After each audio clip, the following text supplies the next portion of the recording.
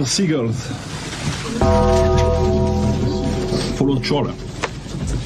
It's because they think sardines will be thrown into the sea. Thank you very much. Talking nonsense. So I thought, no, enough's enough. Why should I put up with that? Talking nonsense. So I thought, no, enough's enough. Why should I put up with that? Don't back down, double down. Don't back down, double down.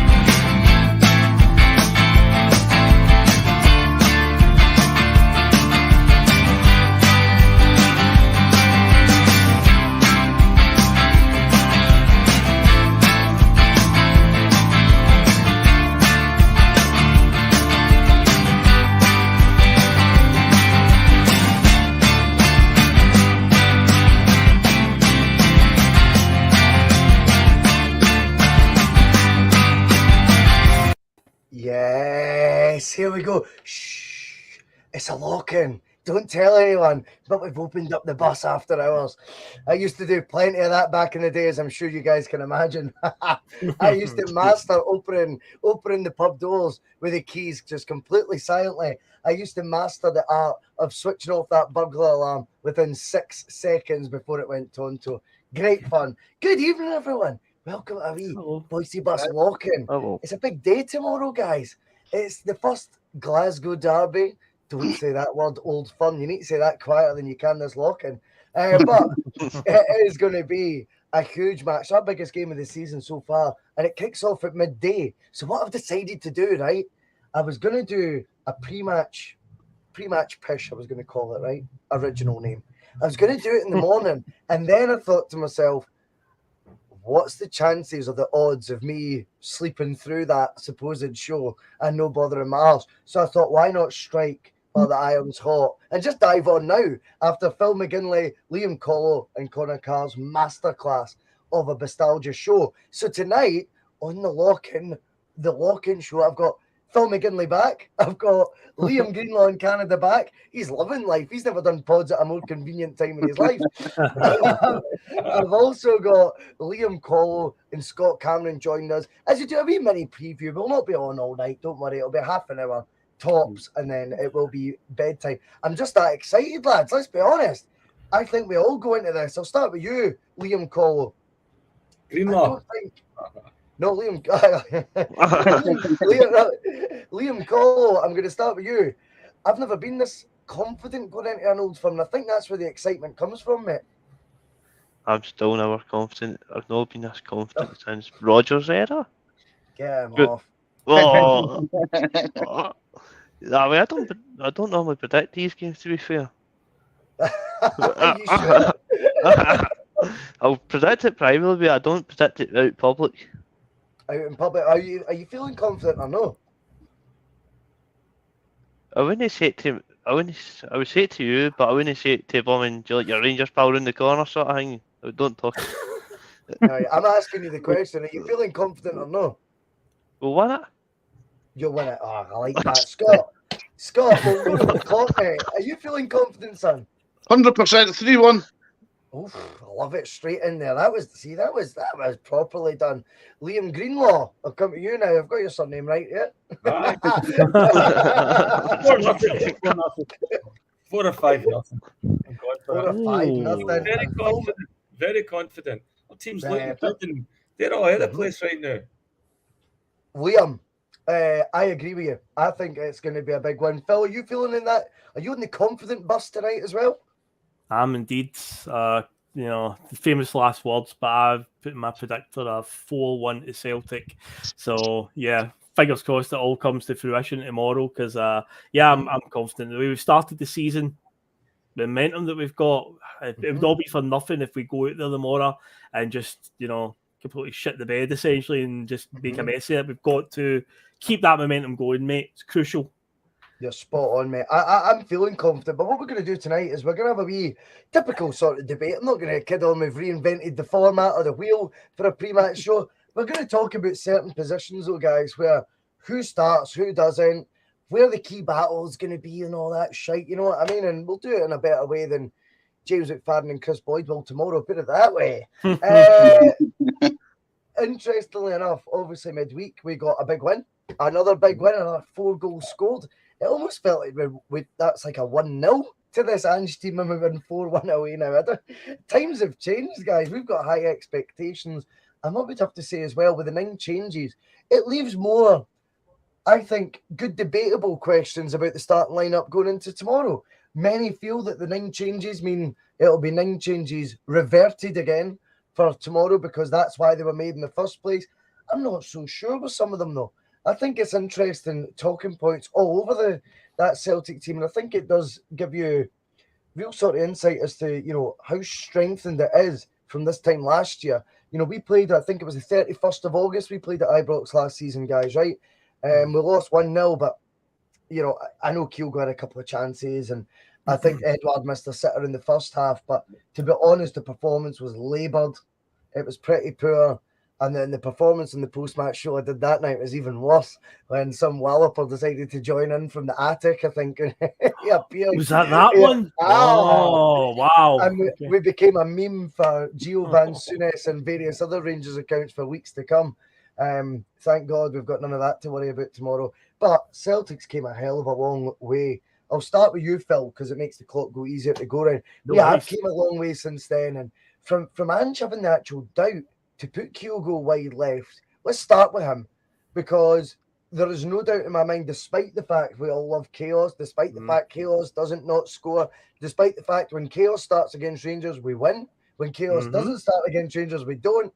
I'm still in no doubt Kyogo starts tomorrow for the first time against our rivals as the out-and-out striker and fully fit. Not out left, not half fit, fully fit and up top.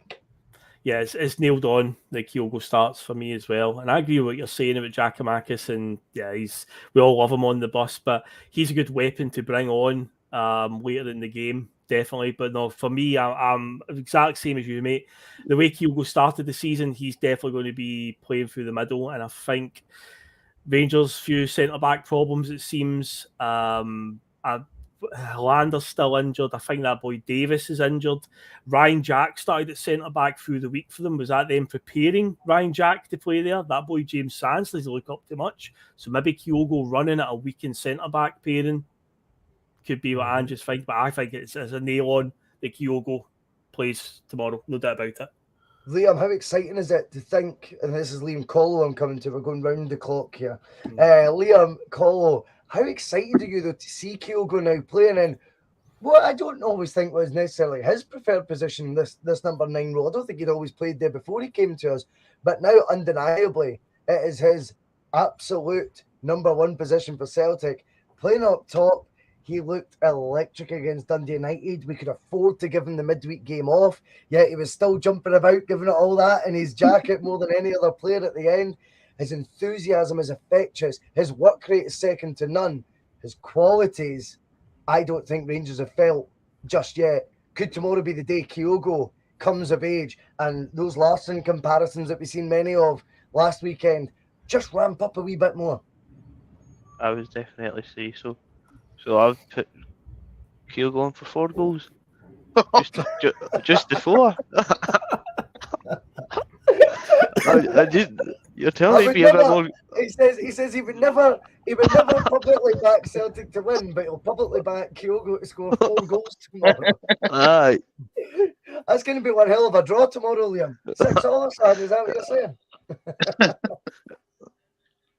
I would say Kyogo scores 4, but we win 6-0. 6. Right, I like it. Scott, he's captured the imagination of the fans.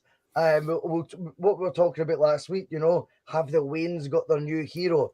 I think Kyogo, not just that, I don't think he's going in though all happy-go-lucky tomorrow. Do you know that? I think he's going in with a bit between his teeth and probably feeling, of all of last season's success, Scott, the one black mark he feels he's got against him is he never did it against them. No. And that, when Kyogo's got you, when Kyogo's aiming at you, and like you've got a target on your back and it's Kyogo who's aiming at you, you're in trouble, aren't you? And I think he goes in tomorrow just with that wee slight more edge on a personal level, maybe than what the rest will. The rest of them are just slight professionals.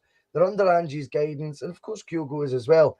But I just think the wee fella's, he rates himself as well, and I think last season they might think I'm pish. They're for it. And I think he's out to shut them up tomorrow because he's never had a good game against them, really, has he? I mean, if he's not been injured, he's missed games for certain reasons, and that he's just never performed against them. But I think he'll get 2 tomorrow. You think he'll get 2 tomorrow? So it's not, that's quite conservative, Liam Greenlaw prediction, isn't it? Aye, I got Ivanovic doing for 5.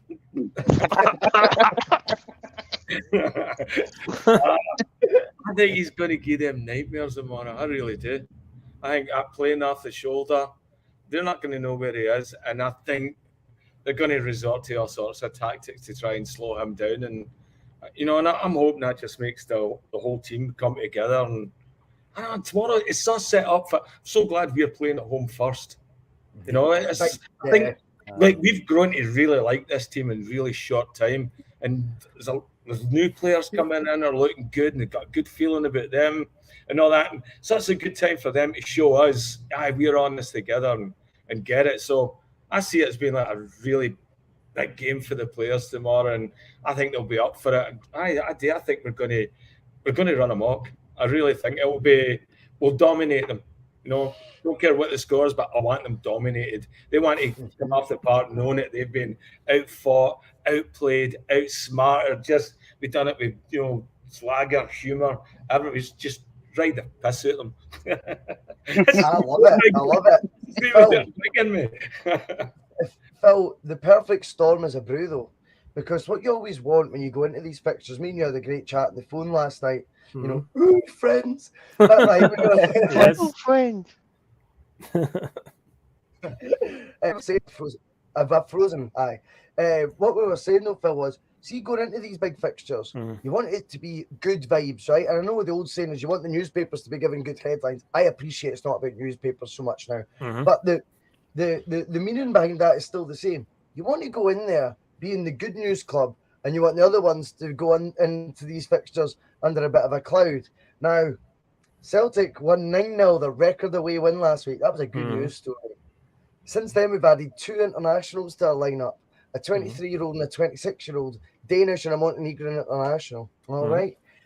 We've also navigated our first round tie against Ross County in the defence of the first trophy that Ange won by scoring a meek 4 goals. And now we go into the game with our rivals under investigation or closer scrutiny by UEFA over FFP. Yeah. They go into the game with them having not signed a player since earning all that Champions League gold. We go into it with a fan base that is undeniably divided. We've got their main podcasts that are official partners of the club turning on the club over ticket prices and lack of signings. And I just feel now the perfect storm is there. It's there for Celtic tomorrow to capitalise on. And you just get the feeling with these hungry lads, they will do just that. You've got to imagine. So it's a really welcome change that the negative headlines in the run up to Glasgow Derby as they around us. Usually the papers are always out to offset us in the build up to this. So there's always some mad story about a player linked to a move away. And yeah, at the end of that transfer window there, what a positive to come out of. You know, we didn't lose any big players. We've added to the team of strength. And yeah, it's very convenient that tonight on the live news at 6 o'clock, the whole mention of the financial fair play thing wasn't even reported. It's all over Twitter. Journalists from all around the continent are tweeting it. And it's like, not Raman Bardwaj, not a thing said about it tonight. And it's That's like, a real you know, surprise. they're being investigated financial fair play. You'd think that would be a major story, but not just we'll dig that one, just hide that You one can't to the put it in side. the establishment club, So- to be fair. Aye, so it's you've got to imagine that Celtic now need to just stick the knife in now and just, you know, the final nail in the coffin, and we'll just go out, final insult for them, because I agree with what you said last night with Mark, the two who talked about it. If it goes bad for Rangers tomorrow, the storm is just beginning, because early next week, yeah, I wouldn't be surprised if Dave King did re-emerge and headlines about this, that, and the next thing. It's brewing, it's definitely building. There is a story there, you know, there is undeniably, there's a bit of confusion right now. And you know what? I'm on record, Liam, as being a bit of a bedwetter, they called me, I think, because when Rangers navigated the tie against PSV, my instinct, based on a lot of experience, by the way, based on a lot of facts, was Rangers will go and spend whatever it is they earn, because they spend what they don't have, let alone what they do have, and we don't spend what we do have. You know, that's kind of how it works. Yet not one player brought in. They've got fans podcasts challenging their own club. They've now got the news that UEFA are monitoring and want further information about how they've been doing their deals over the last 12 months or whatever it may be. They've got a depleted squad through injury as well, Liam Cole. I think it's all there for Celtic to grab, and you surely do get the vibe of this Celtic team as well. They're embracing every challenge that's laid in front of them. They'll embrace this one too, in my opinion. Definitely. I think it's just a matter of how much we turn up is how much we're going to win it by, to be fair. To put it in a sense, talking about their finance, they're absolutely skint. Let's be honest, over the past 10 years since this, the new Rangers have came about, they've lost over £100 million. So they need, so how they losing that and still no regenerating that money through the Champions League in Europe and all that and player sales. So they can't afford to buy any sort of player in.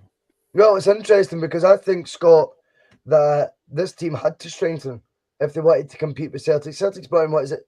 Was it 7 signings? Yes, 9. Yeah. 9. There you go, geez, so Rain Man over there. Geez, so that was quick, Scott. But I think as well, the fact that we've strengthened already what was a championship winning side, and when you look through the signings we've made, Bernabei can maybe put down as a project, right? But he's nearly a £4 million project, which is nearing the most they've spent on a single player themselves.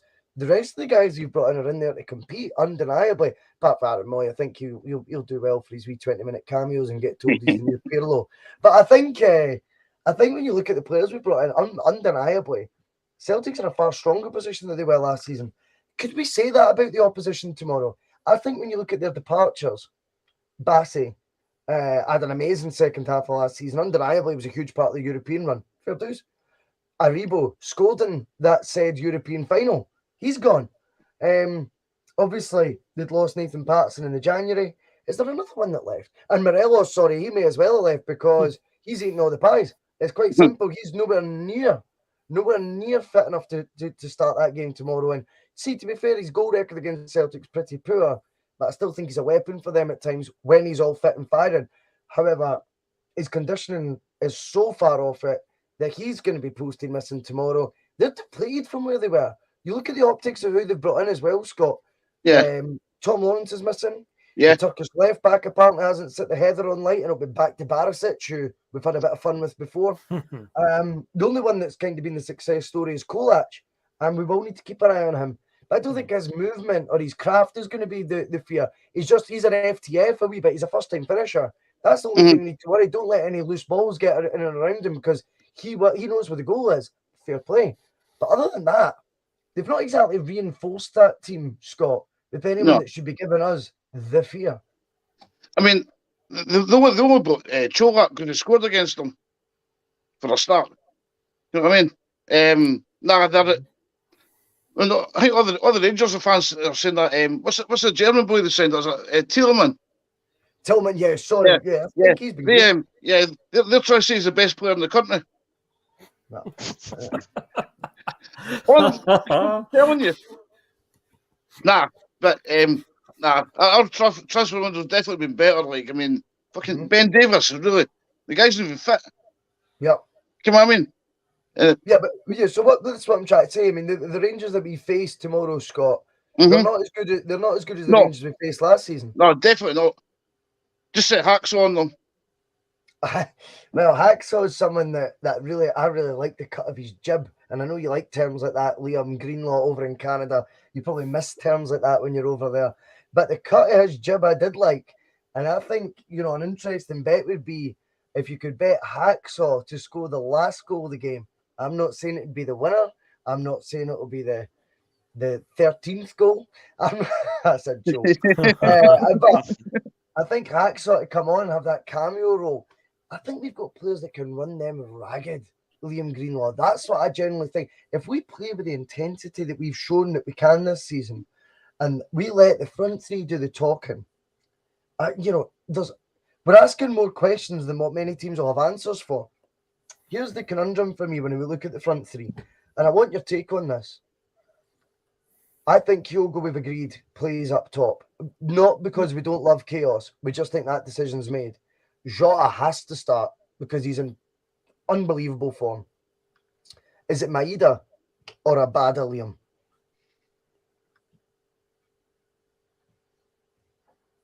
You're on mute. I think you're on mute, mate. I've got it. That's the best you've sounded, pal. There's motorcycles going by. Fuck, I live in some area, pal. Anyway, I think it's Maeda. Yeah, and I think he's the one that will cause more panic. Like Abada will score goals. When he comes on, he'll score a goal.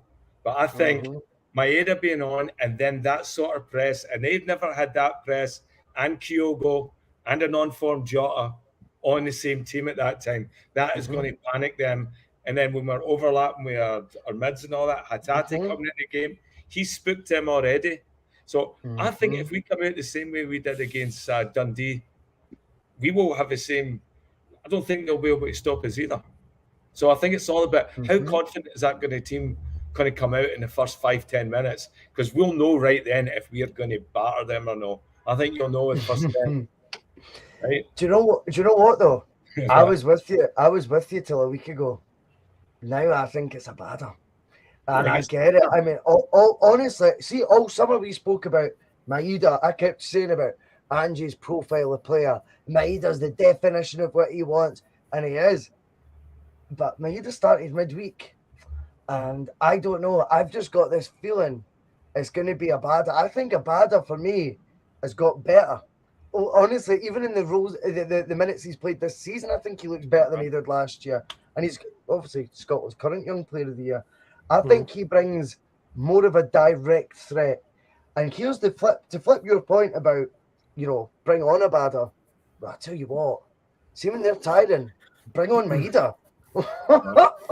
Because see any defender who's had their work cut out with Kyogo running daft ways, with Jota doing that many step overs, you're going dizzy.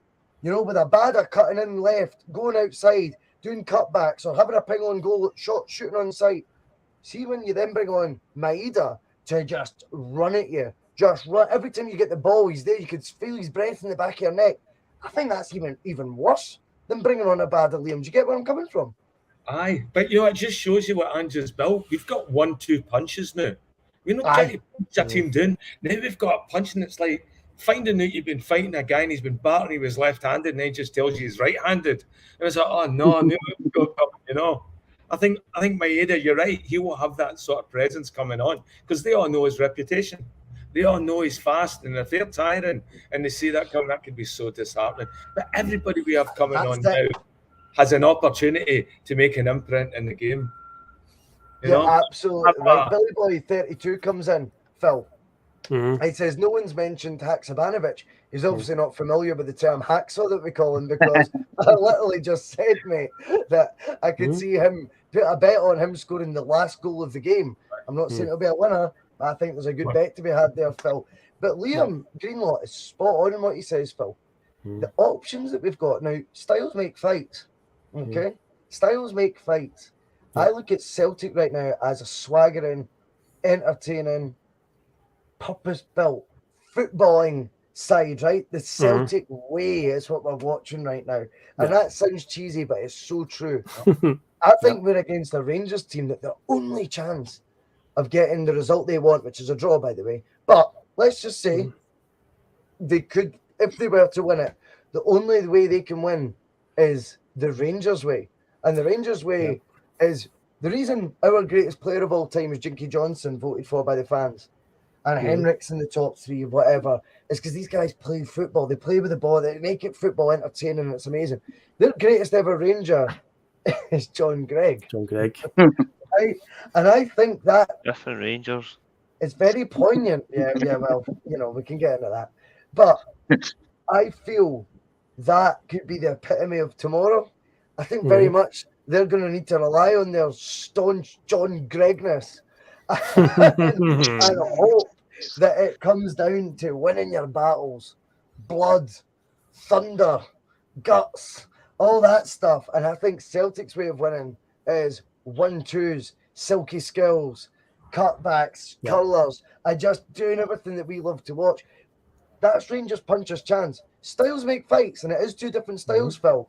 Yep. But we go in there overwhelming favourites with our style to beat theirs, surely.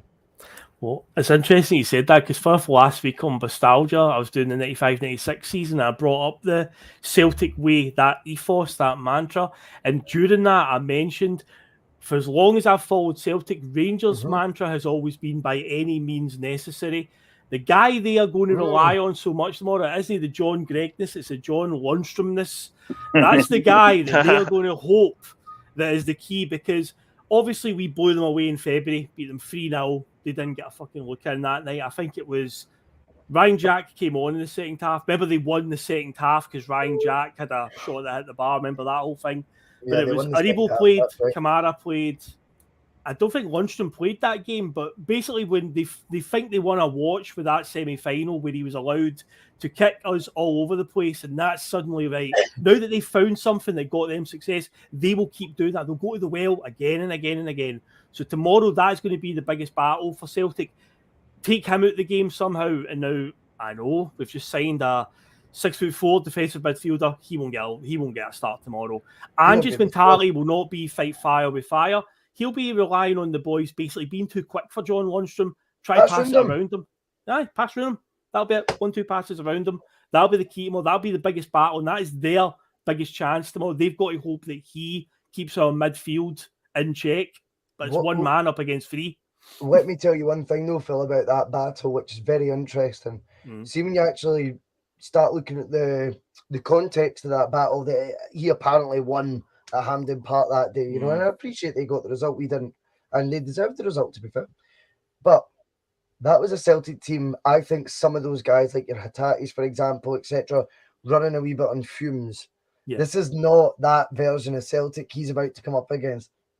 This is a midfield revitalised by an extended summer break, revitalised by only playing one game a week whilst they've, muddled their way through 2 games a week for the last 4 weeks. We've played 1 game a week until this week, ironically.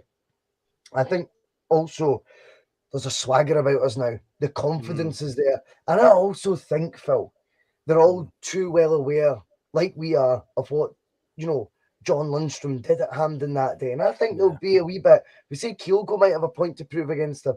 I think some of the Celtic squad will think, see, when you think about your battles on the park, you're thinking, that prick Hinks, by the way, he didn't even win that 50-50 with Callum McGregor. You know what I mean? That's right. He's not the hard man he thinks it is. And I think we'll just out-football him. I think he could be in for a long, long afternoon chasing shadows. And then, someone, hopefully, after that, will need to check on Ryan Jack, because we know he likes a tear or two when things don't go his way. Keep in mind, Lundstrom did win the staring at Celtic fans trophy when he left the stadium. Remember that? He has got that trophy to his name, remember? He's staring very intensely at Celtic fans with a big security guard next to him. Great guy. Tough man. Yes. Liam, we're talking about the midfield there, and I think it's right. I mean, we've brought in, again, you're told Ange won't bring in a holding midfielder. Well, we did last night, and it was, guess what? Someone with a physical profile that was different to the rest of the team. It's almost like we thought that would fit on the bus. I just can't remember having those conversations though and being told that Ange only does it. Oh, no, he doesn't do that, guys. He doesn't do that. Because everyone thinks they know the guy. And they don't. Unfortunately, as Phil says, he'll not be remotely included tomorrow. Do you think the physical aspect, though, could overwhelm Celtic tomorrow? Or do you think it is footballing fair that is going to win the 3 points tomorrow early afternoon at Celtic Park? I would say the footballing prevail will Aye. come over. So that way, we're just notorious. Like, we've always been that football team where they've just been that sort of big stuffy, kick fuck it sort of thing. But how many times have we seen over the years that we've absolutely ripped him off the fucking park, and they just kick us off the park and got him scoring 89th minute winner. Okay. Probably the Tories in the 90s. Yep. I mean, this is the thing about the 90s, which, Scott, I'm sure you remember well, mate. Yeah. I mean, I always associate Rangers with that. You go, oh, they had the glitz and the glamour of the players they brought in. I think they brought in Laudrup and Gascoigne. Other than that, they spent all that crazy money on the likes of Gordon Petric. You know, they had Ian Ferguson in midfield. Do you know, they were a horrible footballing team. Tommy Burns spent a fraction of what that Rangers was at that time spending, and we were absolutely playing football that was in a different stratosphere from them. They were very much investing in better hammer throwers than the hammer throwers that were already there. That was what they wanted, did it? Yeah. I think tomorrow Gio's best chance though of winning will be resorting to that tactic again, Scott. I think he'll want to make it awkward, keep it tight, frustrate them, and then try and pounce in the counter. Because I think what they will feel, right, is physically they think they can dominate us. Pace, they know we've got them. But the one thing they'll feel is if they can frustrate us, and then when they get their opportunity in a counter, I think they think they've got a poacher there in Kolach who'll take his opportunity if he gets one. That's what they'll be gambling on tomorrow. I just feel, though, this isn't a European tie for Rangers. It's different. And we can all kid on. They could say, oh, well, you look how we do in Europe. Everything that goes into this game is different from that. Celtic Park tomorrow is a completely different stratosphere for PSV or Dortmund away. This is a different thing. And I just feel that the Celtic players now, that squad, the unison, the cohesion, and the belief that the manager gives them, I just think they go into this game tomorrow and get a professional job done. And if Celtic do everything that Celtic can do, then the weapons that Rangers have that I've just discussed there will become irrelevant. Definitely. It's going to be skill against shithousery tomorrow, basically. You know what I mean, man? It's like fucking, honest to God, man. I mean, I start my head on myself. I put him right on Tavernier to stop him pushing forward. I mean, our front five was going to just like run rings around them. And they can throw in all the kicks and punches they want, and they'll just run rings around them, mate. You know what I mean? They're too quick. The pace we play compared to like the European games they've been involved in, that's when they catch them at big style. Especially if Barisic and that's playing, you know what I mean? Well, I think it's undeniable that he will be. He'll do a shitting impression again. Well, I mean, it was a moment in time. You wonder as well. I mean, you talk about Liam Green all this time. You talk about, it's not always just about ability and all that in football. A lot of the time, it's about the momentum that you take into a game. It's about how confident you're feeling. It can also be about recent memories. And I think that what Scott's saying, whilst he's saying it tongue-in-cheek, Barisic had a torrid time at Celtic Park not so long ago. Barisic was a figure of ridicule not so long ago because of what Celtic did to him. And I think that sticks with a player at times. I think it's very difficult to shake that off. Maybe in other games it can go, but once you go back to the scene of your crime, it all comes flooding back. And I think we have got a team that can make him relive those nightmares. If you were tomorrow going into it, now, by the way, one of the rumours is Tavernier might not even be fit, who I think going forward is a wonderful player. I don't care what anyone says. I do. And I don't give a fuck about saying that. It's just a fact, right? And I think you Only can when he still gets hurt us penalties. tomorrow. Oh, it's nonsense, though. The penalties thing's nonsense. I mean, yes, okay. It is it's the amount of the volume of penalties Rangers get. It's a good conversation. You've got to stick them away. I've seen plenty of good players miss penalties. He scores a lot more than he misses, and his assist record for right back is astonishing. Anyway, we don't want to wax lyrical about him, but we know defensively he can be vulnerable. We know for a fact Barisic is there for the taking. Again, this time it's not just about pace and enthusiasm. There's a real philosophy that Ange has built in the team, Liam, right?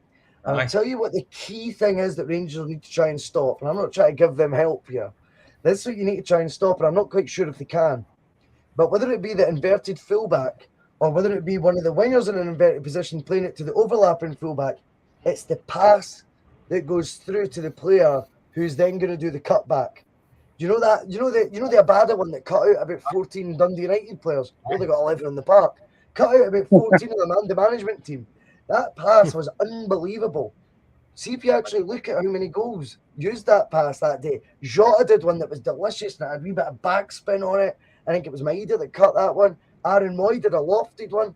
It's that ball they need to stop. And that, I think, if Celtic can get the precision in those passes inside Rangers' two fullbacks again, the way we did against Dundee United, I don't think we'll score 9 times, but I think we will definitely be causing them problems like they wouldn't believe. And I do believe that Tavernier and Barisic, for all the quality they've maybe got in the other end of the park, I think their worst nightmare is balls going in behind them with that sort of pace and precision that we've seen at Tannadice. I think when this team comes out tomorrow, you're going to see a Celtic. Like, think about what just happened. They just played a team off the park 9-0. That was all our best players. Our best players then had to sit out the next game and watch all the other guys thump another team as well. We're using the same sort of football that they're doing. So they're watching, they're seeing how it all works for the stands. And now they're going to go out, and you know that they are now just, this is our house. This is the night before the last game before we play Real Madrid, you know? So who wants to go? Who's going to take this game? And I think it's just going to be, I think they're going to overwhelm them, because I think that's the sort of type of players that we have.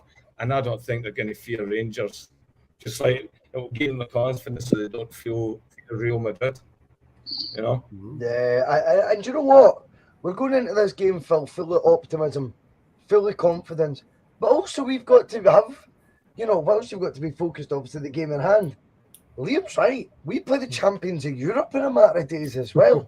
Now, one thing that you do guarantee when your next 2 matches are, and by the way, I actually believe that Celtic tend to be very good at this for most weeks in their fixture calendar.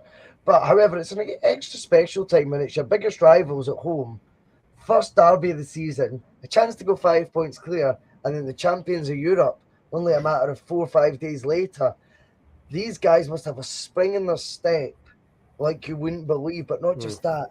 Just that wee extra percent in training. And you'll give all the usual anecdotes that, they're the same every week, mate. And I'm like, yeah, of course they are. Are they fuck?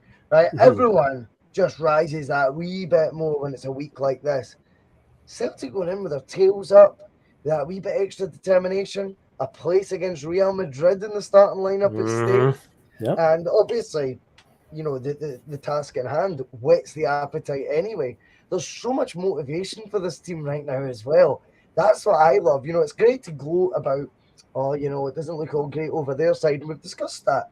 But look at it. Imagine being a hungry first team sort of player at Celtic and thinking, holy fuck, I've only been here a year. A year ago, we were getting beat by Midtjylland when I joined. Now we're playing against the Europa League finalists, who are our biggest rivals in the league, and we beat them to the league last year. And we're playing them at home to go 5 clear this season. Then Real Madrid, the European champions. The motivation right now, the eagerness these guys have to go to their work every day, Phil, must be phenomenal. And I think tomorrow you just see all the hard work come to light and the definition of what we want Celtic to be coming to fruition. It might not happen, but I tell you what, it's the best opportunity of seeing it happen so far under Ange is tomorrow, because I feel the stars have all aligned perfectly for it to be one of those days. Could very well be. I know how on Wednesday night we played Ross County. You picked up on it in the post-match pish. See at the start of the game when Rob McLean asked Ange, you've made a lot of changes tonight. Were you thinking about the Rangers and Real game? And he said, oh, no, I'm thinking about that game tonight. Ange will probably get asked something tomorrow before the game, but you've got Real Madrid in mind. And again, he'll, toe the line and just go, no, this game's the one that I'm thinking about the most. But I'll tell you what, the players are definitely, I love that you brought that up there about, there's a places on the line. I think it was going through some of the players' heads where they know this performance. I mean, this is the game against Rangers. This is seen worldwide. I can go to them for a performance and then you get your starting place against Real Madrid, because that gives me encouragement. See, for the subs that are coming on as well, they're going to come on and take their opportunity as well. Because again, everyone's just fighting, competing. Competition is a good thing, which goes back to something that people have said during that summer window there when you were talking about, let's try and get Jordan Larson, or how's he going to get in the team? No, competition is what you need. That is good. So it just puts us in such a good place tomorrow where anyone that comes on is going to have that in the back of their head. But even though Ange might come out and say, we're not thinking about the Real Madrid game, those players are. Thinking about getting there. And so it puts us in a really strong position. And plus, there's the 5-sub rule, which is so huge for us. The strength and depth we've got. If the game's a bit stodgy tomorrow, or maybe struggling, it's 0-0 midway through the second half, we've got 5 subs to turn to that are all coming on and ready to prove a point, because everybody in that squad is fighting for their place right now. I love it. And Ange will love it as well.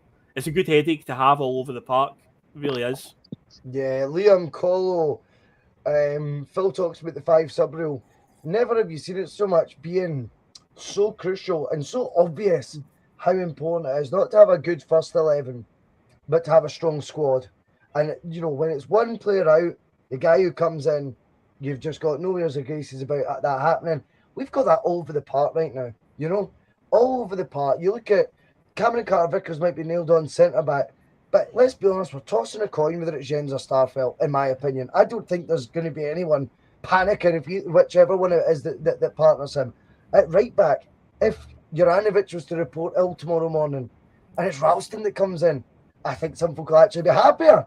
You know that? And if not, the ones who prefer Juranovic won't be concerned. You look at the midfield options. If Aaron Moyes starts, fucking folk will have a heart attack because they'll be so happy. They'll be passing out. They'll have their tweets already that he was man of the match before the game even kicks off. But you think of players like, Matt O'Reilly, if he was to, pull up in the warm-up and David Turnbull starts instead of him, you're looking at a player who was in double figures for assists and goals last year. You think of up top, if Kyogo was to go off injured in the first half and it's Giakoumakis coming on, you're almost going, I actually quite fancy seeing a bit of chaos. We've discussed the wide options. And the fact we can do 5 subs, Liam, means we might see all these guys anyway. It is very, very much in Celtic's hands, isn't it? Very much so. How can you imagine a year ago when we have to put with Odin Edward and a lazy Edward, a rugby player in Ryan Christie, to now having 2 options in every position. I was to go with Starfelt tomorrow just to put it in there. You know how much I love that. You know how much I love him, to be fair. But I think that's fair. I mean, I think, again, I can't deny it. Scott, I've got no issues whether it's Starfelt or whether it's Jens. That's up to Ange, and Ange gets paid a hell of a lot of money to make those calls. I'm comfortable with either.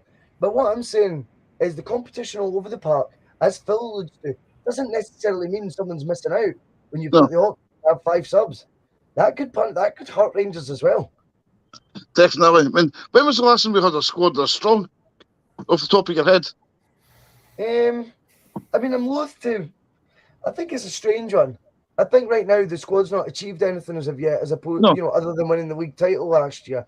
On paper, right now the squad looks extremely strong.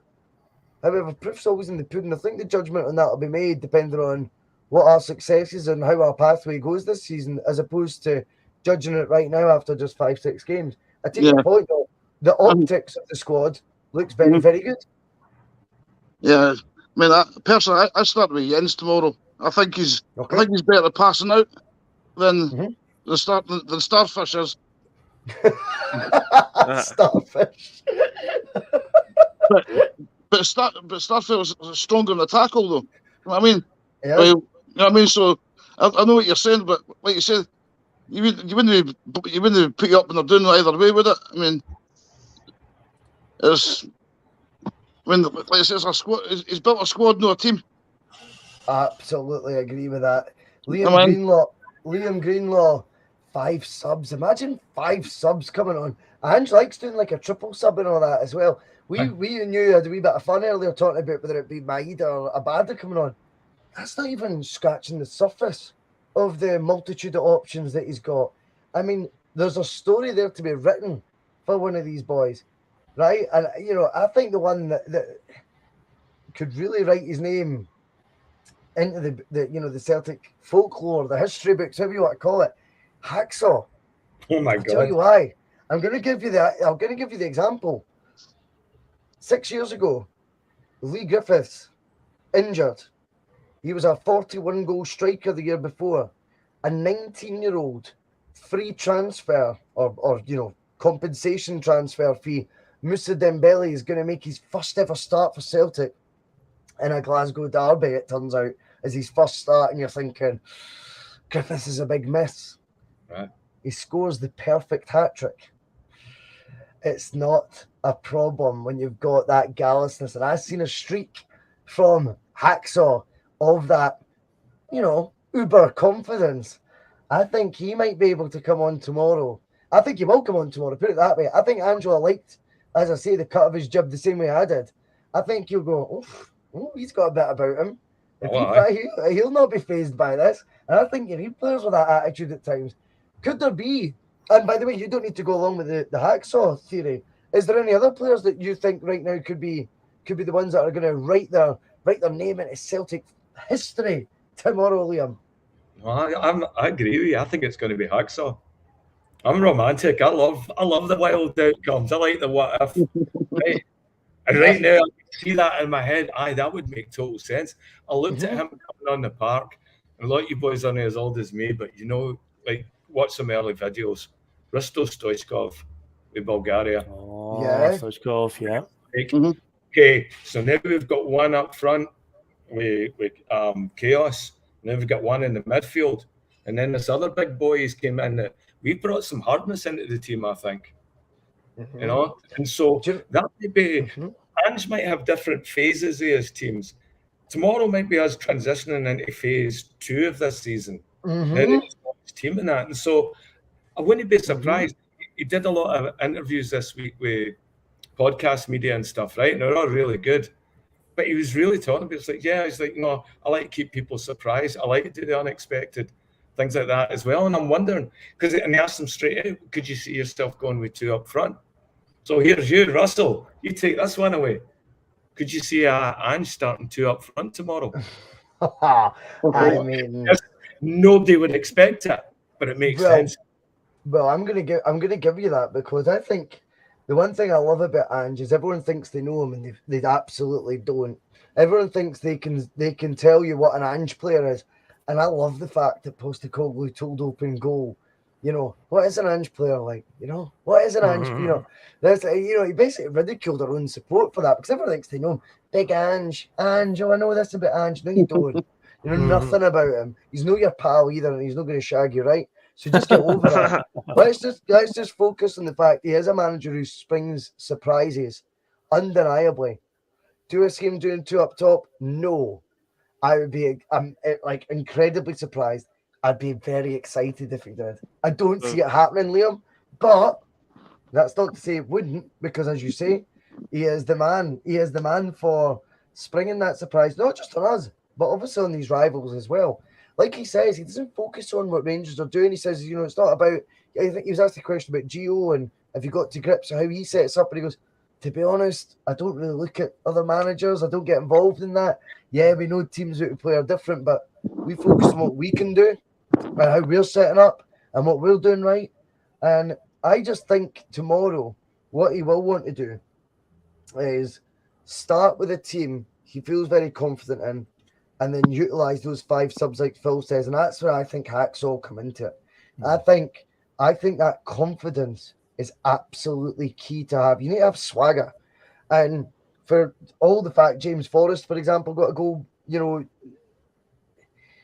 for me, James Forrest is further down the. He looks still like a rabbit in headlights like he did 10 years ago. In fact, he looks more like that now.